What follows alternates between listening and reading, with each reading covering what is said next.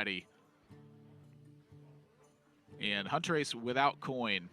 You know, we've heard players talk at length about the importance of coin when they're playing this Cyclone Mage deck.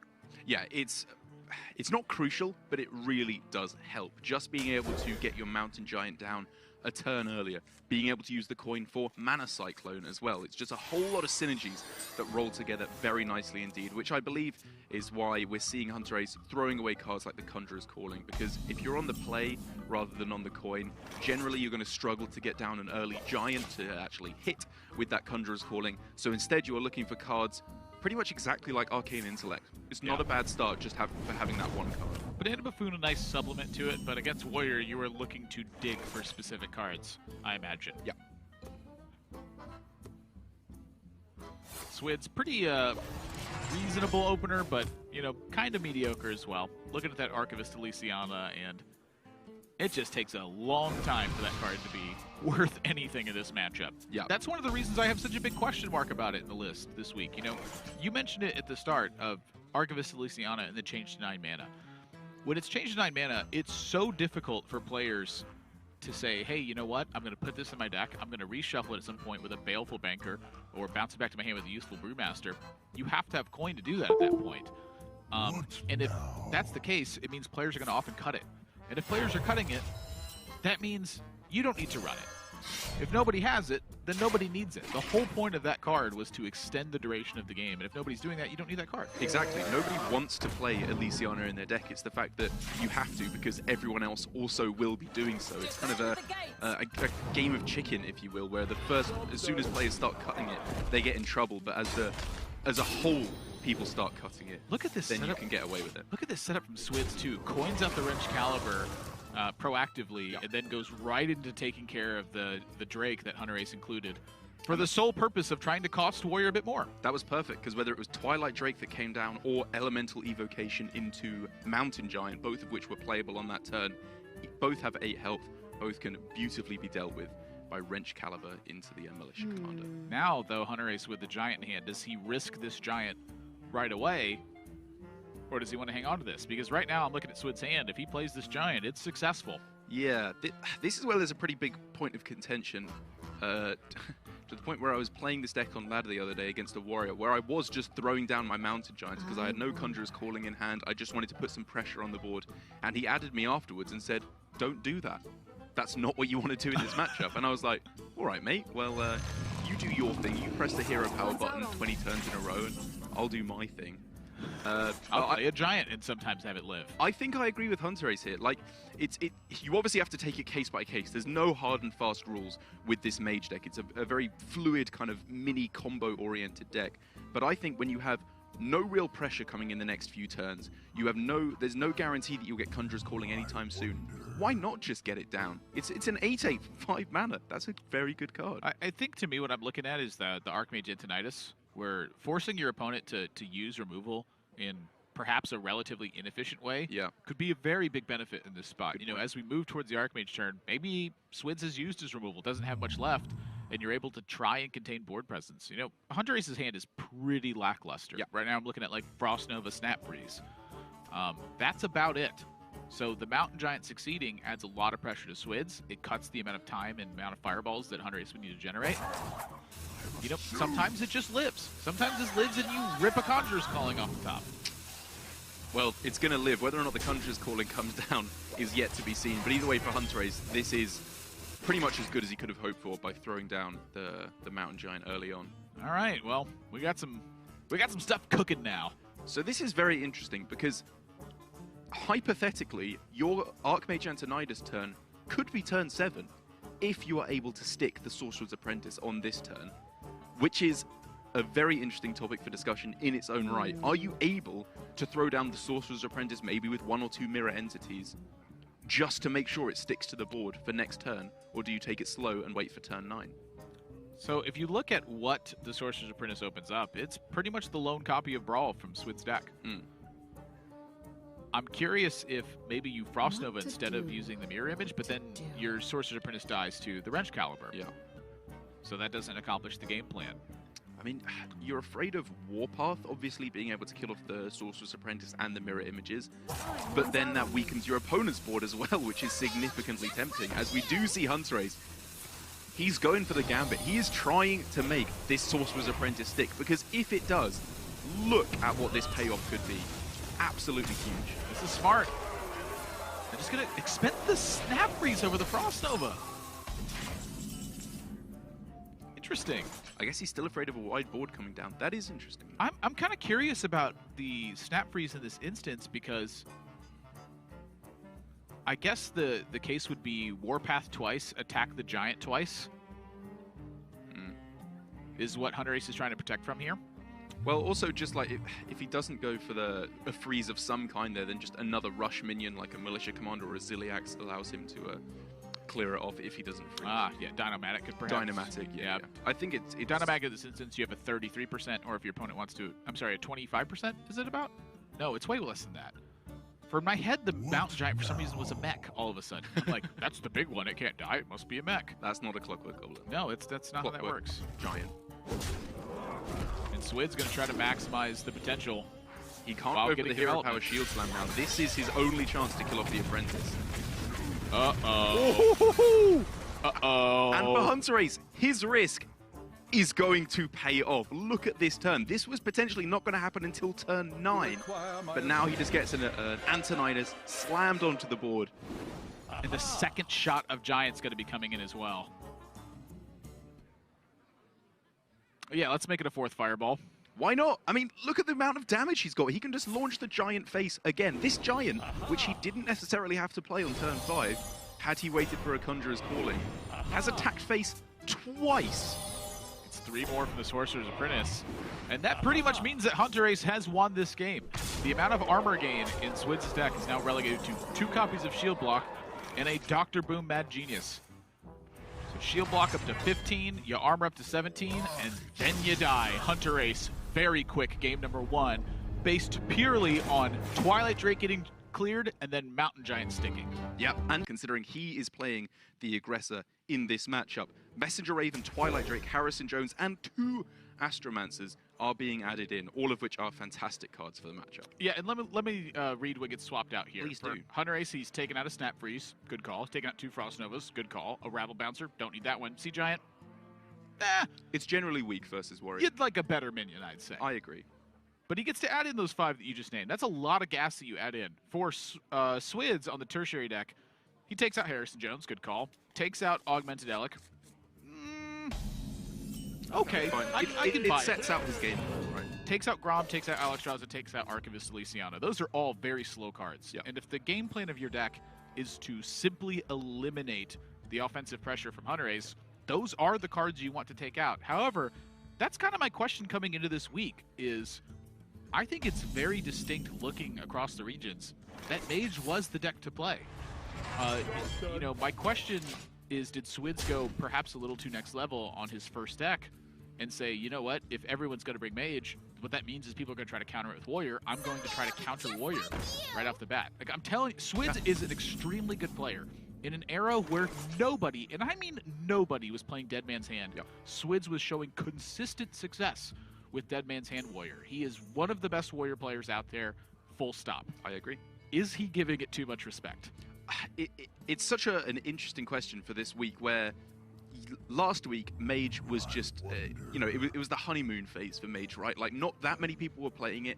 Everyone who did was playing it beautifully, and it just absolutely destroyed. Whereas this week, we're kind of seeing it in the cold, hard light of day, and we're getting a good look at whether or not it can actually stand up, because now people are teching for this matchup. A lot of people are teching for it in their primary, which means they can play it from the first matchup of the day.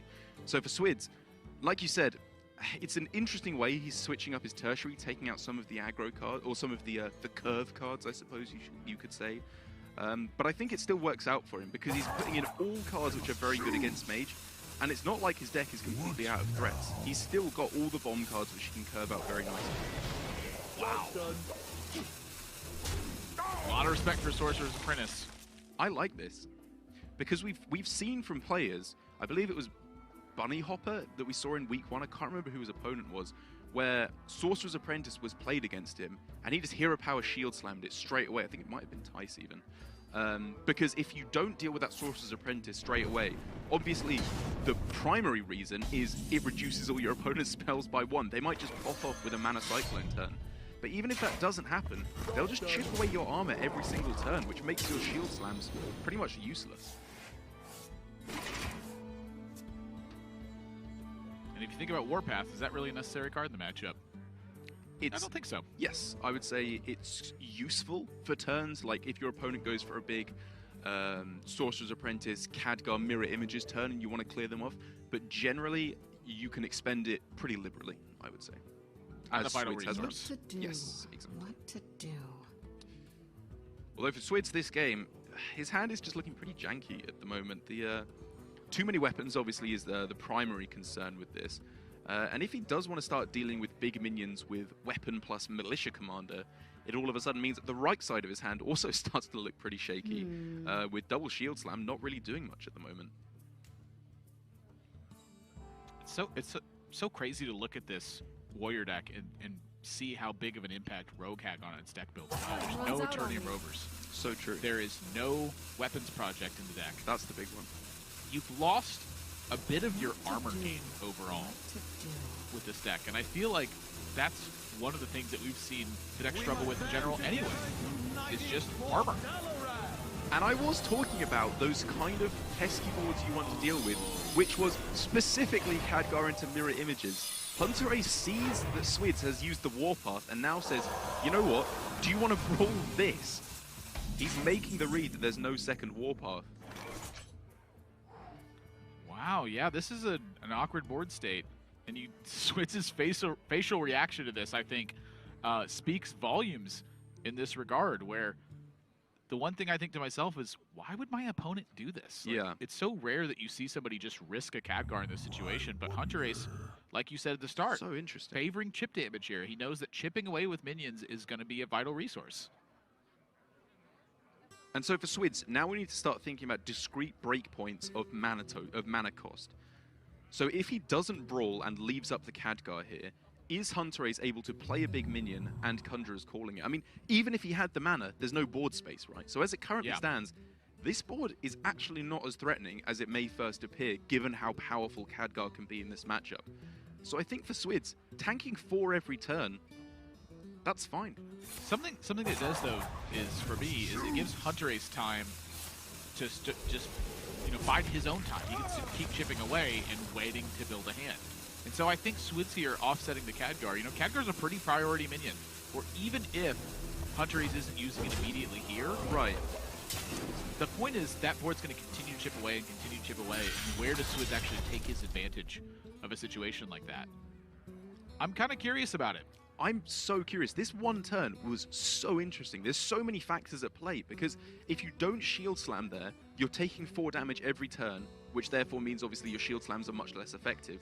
But your opponent likely can't develop much onto the board, and if they do play one big minion, then you can start thinking about a brawl, just to clear up both a Khadgar and likely a Sea Giant or a Mountain Giant thrown in there as well. Yeah, but if you want to leave your opponent's board full, that means you can't swing with the weapon to clear off the mirror images, which is bad because you want to start getting through your weapon charges as well. It's a very interesting position to me. Like, is Brawl for just a big minion and the junky junk that Hunterace throws on board, is that how you want to be using Brawl? It's typically how I want to use Brawl. Really? I want to use it on a big minion when there's a bunch of little stuff that is not mine in play. Right, yeah, sorry. I thought you meant the board that we just see. Oh, no. Yeah. Like, I'm in favor of the shield slam. I'm also in favor of just taking the damage for a bit. But let's just say Swidz had taken that damage. Now it would be facing Banana Buffoon, plus 4/4, plus 2/2. And suddenly that looks like a position where I feel like you maybe are more apt to brawl in that situation. But now you're down a shield slam. You don't have the weapon in play. You still don't have a way to break through on this. Like, this is turning into a scary spot for Swidz. It absolutely is. And that is that's not happenstance that occurred. Hunterace, I think, is demonstrating a style of play with Mage that we are going to see a lot more maybe this week, and if not, week 3. because he is playing a style of play with this mage where you don't just go with the obvious power plays of Mountain Giant Conjurer's Calling, Khadgar Conjurer's Calling. Those are obviously the ideal if you get them, but you have to play the hand you're dealt. And Hunterace here is making these small boards that are annoying. They chip away armor totals, so Shield Slam can't work. Eventually, he's going to erode through to a victory. But is it worth a brawl? What happens if Swidz brawls here? For all he knows, Hunterace just slams down one of his giant minions and he's in huge trouble. I definitely agree brawl here is a catastrophe. Miserable. Yeah, for Swidz. Absolutely miserable. But that, that brings me to a point that I've wanted to make for a long time, which is playing strategy games against opponents who just do inconvenient things for me. Yeah. Like, I'll use Settlers of Catan as my example. When there's that one player who will just build a road that blocks you, it's just so annoying. And I'm like, that is dumb, and I dislike it. And I start to realize it's very effective. To which I would respond, as I am absolutely that player, get good. That's where my next point was building to. Should have built there first. If you want to get better at strategy games, one of the best things you can do is figure out how to turn resources into annoyances and inconveniences for your opponent. And I think this game from Hunterace is a great example of that. If you want to get good at Settlers of Catan, draw Monopoly. It's an extremely overpowered card. Go read any strategy page related to Settlers of Catan. There's a lot of them. And now we're seeing from Hunterace turning up the pressure a little bit. I wonder do you think he's got any kind of a read as to whether Brawl is in hand from his plays so far? What I'm thinking Hunterace is looking at here is my opponent doesn't necessarily have efficient answers. There's no way they Shield Slam. Yes. There's no way that they Super Collider. Yes. They're going to have to use Brawl in this instance. And so when I look at Swidz' deck list, the two most important cards he's looking to play are Blastmaster Boom and Dr. Boom Mad Genius. Hunterace is setting up a play here to disrupt both of those potential plays from Swidz. Fantastic point. Turn 7 is the power turn for Warrior, and you just, like you said, disruption. Make their turns as difficult as possible. Annoyances. Yep. This is annoying for Swidz. This is Hunterace's greatest asset as a player. He's really annoying.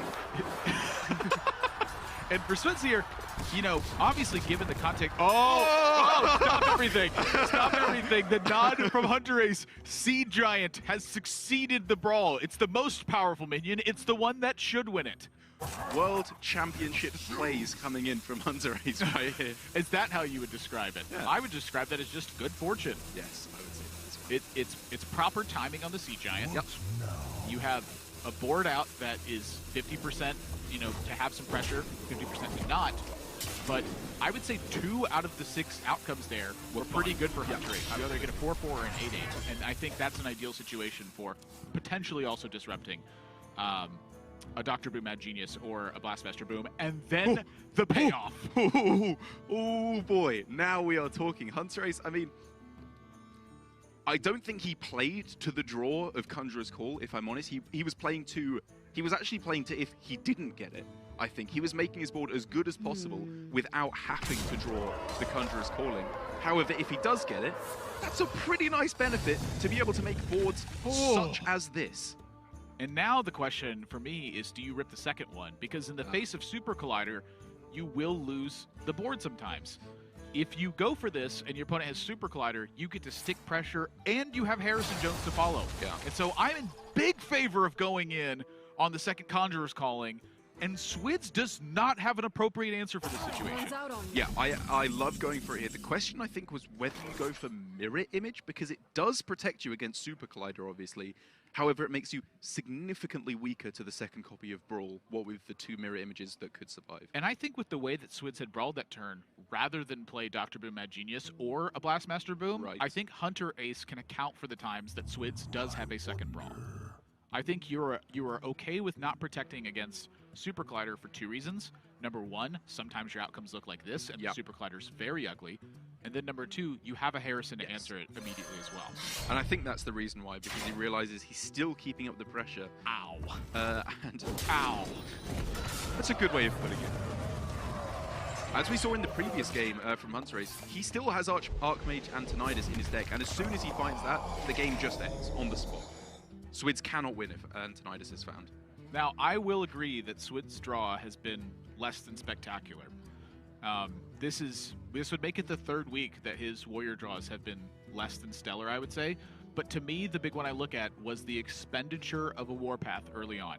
It was not a vital resource, and because he expended it so, Hunterace goes, I bet you wish you had that now. Yep. Hunterace punishing his opponent for plays that seemed good from where we were sat. Fairly, we agreed fairly standard, yep. I would say, even. Absolutely. You know, I think to me that's one of the biggest strengths that Hunterace has as a player is that he thinks outside the box and he adapts to the situation so very well. And if you look at last year's championship tour, Hunterace took full advantage of that. I feel like at the tour stops, we almost always saw his lineup with an edge. Yeah. And even at the World Championship in game number 5 versus Viper, with an opening hand that I would say was quite poor, was able to hang on and without a value-generating engine, managed to grind out a game versus Arc Villain Ravan. It's very difficult circumstances that he continues to perform very well in. And even here, he's going to protect against Super Collider and fuel a Mana Cyclone. This is crazy. So this is to play around the Brawl, I guess, as well? It's the Super Collider into Harrison or against a Brawl. Like, that's smart. It just fuels the Mana Cyclone, too. It just gives him a lot of value. Obviously, that's the main reason, but just a very nice weird side effect way of doing it. And like you said, with flexibility being Hunterace's biggest asset as a player, I think that's why he is so well suited for a deck like this Mana Cyclone Mage, where it is just not a curve deck. You have to play it so weirdly to be able to get anywhere and pick up the wins. Trying to do anything to sustain, Swidz has to use Omega Devastator early on. Hunterace just barely off-lethal in this circumstance. Yeah, obviously no damage buff without Banana Buffoon in hand. Didn't get any burst damage. 10 max here. Even if we hit Power of Creation into Reckless Rocketeer, I don't believe that's still lethal because he obviously couldn't polymorph then as well. Yep. But I would say that this is quite a good position for Hunterace. Undeniably. However, I do think Swidz has a hand that could potentially buy him time. And I think with the right series of outcomes, Swidz could win. It's just an extreme long shot right now. So if next turn he goes Omega Assembly into exactly Omega Devastator plus Ziliax, then I think we're looking at there's chances. There's a real there's game at chances. that point. There's chances. It's looking incredibly grim for him, I would say. But like you said, to me, a lot of it boils down to if Hunterace compounds the pressure this turn, or if he decides to wait. And all the signs for Hunterace have pointed to compound the pressure. 100%. He's not waiting for another brawl here. He knows it's not in hand, I think, at this point. Even with Power Creation, Messenger Raven, he's got plenty of ways to refill after that. Absolutely. This is all going directly face. All right. Omega Assembly time. Oh, perhaps it's Brawl time. Oh, this is very interesting. I mean, the odds of hitting exactly Omega Devastator plus Ziliax have to be lower than your sheep surviving a Brawl, right? Sure, but you get to Omega Assembly first. Okay. Sure. Let's go for both. Perhaps this gives you information of whether or not you need to throw something into the Brawl as well. He's gonna Brawl, and then the Omega Devastator clears the final. Not that it even needs to. And you see Swidz's face, his eyebrows raised like, wow. Is this a game now? Well, Power Creation Messenger Raven's still present. That's the next hump that Swidz has to get over. But it's possible. Now, Power Creation could end the game, but it rarely doesn't. Or I'm sorry, it often doesn't. Why did I say rarely doesn't? That's the opposite of how it works. It could win him the game here, but it rarely doesn't. You just contradict yourself with something that agrees. As we see here, nothing that will win the game on the spot. Illidan Storm Rage is pretty good, though. Yeah, is that I mean, what, you've seen both Brawls now, right? So is there any downside of going wide on the board? Well, there's one Warpath left. It dies to Swidz deck. Warpath, but I mean, all of these minions die to Warpath, right? So you just take the biggest one you can. What to do? What to do? Illidan and then rip some spells. When was the last time you saw Illidan be effective? It actually comes relatively often. I hate to... How often do you see Illidan be effective? Not often, that's admirable. That's really...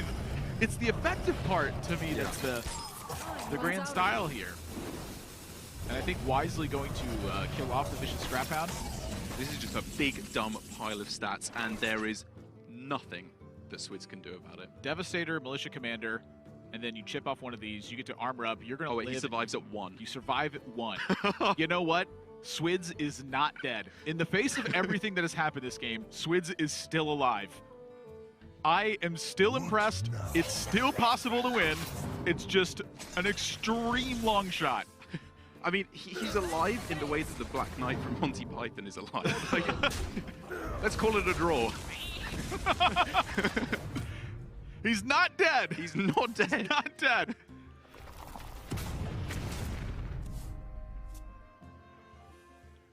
He is awfully close, though. And to be fair, Hunterace is still not able to deliver lethal if he hits Meteorologist off of Messenger Raven, or what else is there that deals damage immediately? Meteorologist from Messenger Raven Ends the game could still possibly be 1 damage off lethal. What to do? Okay. What to do? You are correct. Daring Fire Fire Eater. That's lethal. That is lethal damage. And Hunterace spots it. He does indeed. He's not throwing that one away after all this. And Swidz losing another series. Devastating for him with this Born Warrior that just does not seem to be able to get the work done. But Hunterace showing both the power of Mage in this week of Grandmasters and also his unbelievable prowess with the deck. That was just a masterclass. It really is, I think, a tremendous example of Hunterace